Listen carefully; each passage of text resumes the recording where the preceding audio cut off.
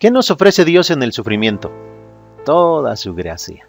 Pero antes de explicar qué significa eso, reflexionemos un poco en el sufrimiento. Padecer es una palabra muy usada por Pedro. La menciona tantas veces en su primera carta que es como un pozo del cual podemos extraer mucha agua.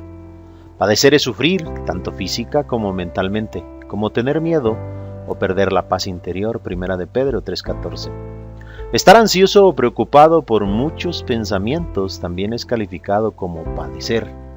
Se puede sufrir injustamente, 1 de Pedro 2:19, o por hacer lo bueno, por increíble que parezca, 1 de Pedro 2:20. ¿Que no debería ser al revés, sufrir por hacer lo malo? Sí, también se sufre por eso, 1 de Pedro 4:15. Pero Cristo sufrió por nosotros, por hacernos un bien, 1 de Pedro 2:21. Y si seguimos su ejemplo, también debemos prepararnos para sufrir algunas veces por hacer el bien.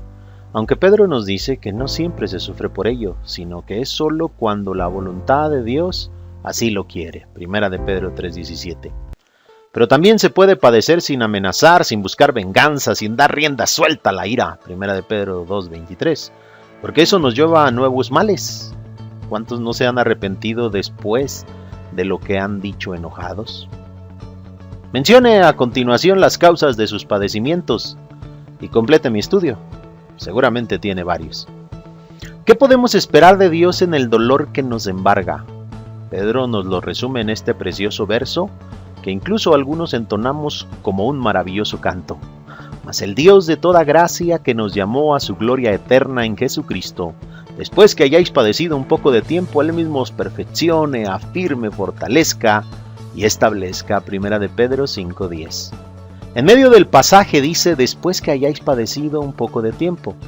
Primero que todo, Pedro nos dice que el sufrimiento dura poco tiempo. Y uno se pregunta, ¿comparado con qué? Porque a veces el dolor parece durar demasiado, ¿no es así? Sí, y Pedro conoce el sufrimiento. Pero por eso ha escogido dos cualidades de Dios para consolarnos y darnos una firme soga para sostenernos en el precipicio.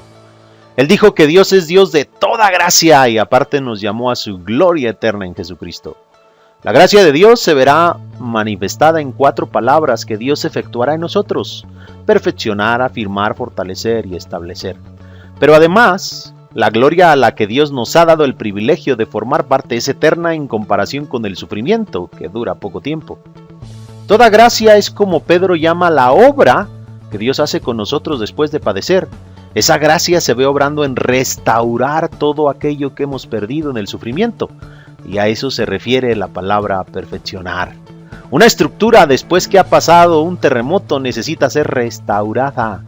Lo mismo pasa con nuestras almas después del dolor. Afirmar es la palabra que se refiere a alguien que no duda o que su fe no se mueve. Dios nos da las razones para estar firmes después de sufrir, pero estas palabras tal vez se entiendan mejor con sus antónimos.